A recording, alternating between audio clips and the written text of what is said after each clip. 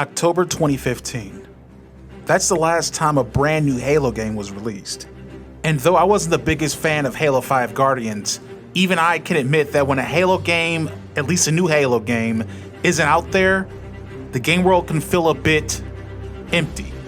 Well, with Halo Infinite on the horizon, they've decided to do these Halo flights, tech previews if you will, a way to gauge their servers and overall technical performance of the multiplayer part before the game is released. Over the past 2 weekends, I've had a chance to play various modes, try different weapons, both PvP and bot PvP if that's an actual thing, and I'm here to offer some brief, if yet concise impressions of my experience. So, without further ado, let's talk Halo Infinite.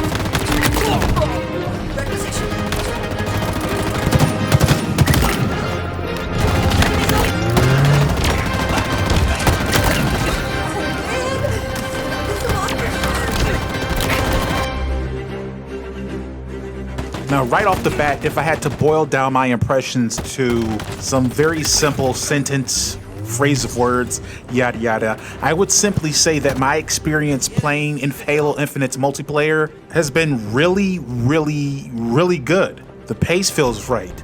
The carnage, the craziness, it all amounts to what was, for me, a very fun PvP first-person shooter gaming experience. Now again, this was a preview of sorts, so we didn't have all the weapons or all the maps, all the different armor choices, customization choices as far as how your character looks, and all the progression that's attached. And we also didn't get to see what all of the microtransaction monetization aspects of the game will be. But what we did get is what I believe to be a decent glimpse into the overall feel of how these various multiplayer games or matches will play and feel like. Now, like I said earlier, I played some Halo 5 Guardians, and I wasn't the biggest fan of the multiplayer, or at least how it felt then. There was this weird accelerated aiming thing and a bunch of other stuff, and the multiplayer was fun, but it wasn't the patented Halo fun, if that makes any sense. This one feels more true to its origins in regards to the multiplayer just being an absolute blast. The guns feel right, the kickbacks, the sound, the impact they leave behind, everything feels absolutely solid. In this regard, 343 did their thing.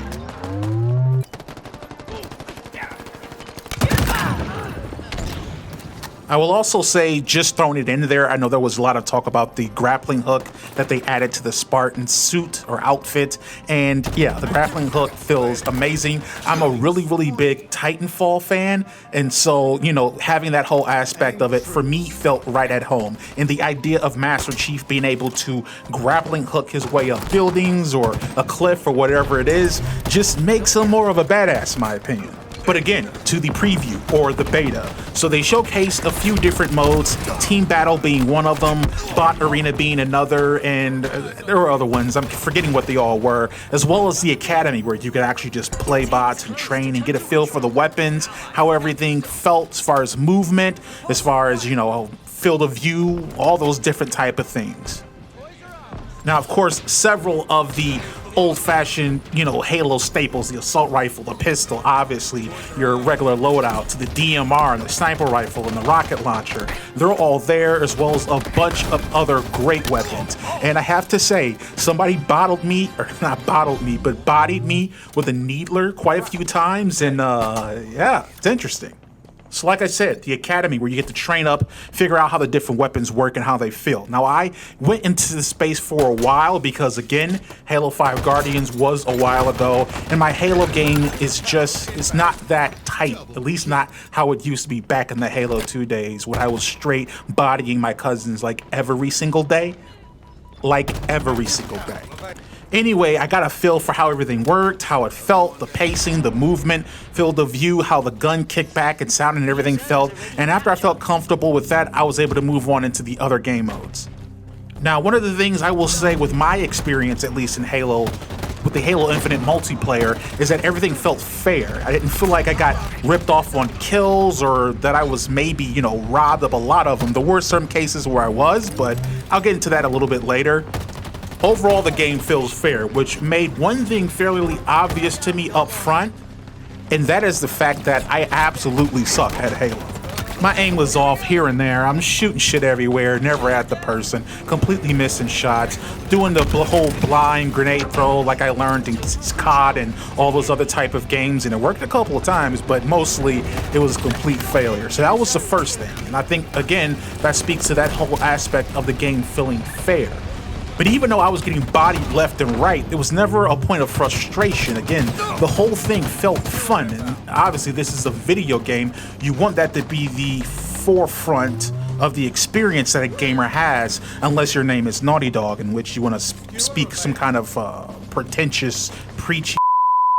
Anyway, I'll say that the mode I spent the most time in was the big team battle, which I believe is 12v12 as far as players on the map. On a fairly decent sized map, you're supposed to kind of, take over, capture, and hold these various different positions until your team holds all of them or most of them to a certain amount, and you get points. Whoever gets the most points by securing the most positions wins the game. It was fun. There were various different vehicles. You had your tanks, you had your other ghosts and different stuff like that you could ride in, and yeah, it was an absolute blast.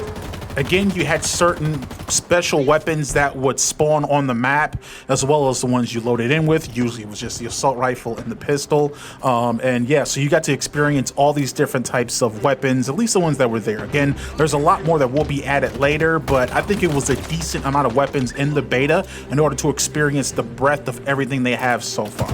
Graphically, let's talk graphics just for a quick second, because I know that was a really big controversy when they showed the game last year, was the fact that it didn't really look next gen, so to speak. I would argue that most games haven't really, but as far as the graphics and the fidelity and I guess the overall visual imagery of this, I know, same words twice, but whatever. I have to say that it was pretty good. I didn't mind it. It was nothing that was absolutely earth-shattering, but the game did look good, and it felt like a brand new Halo.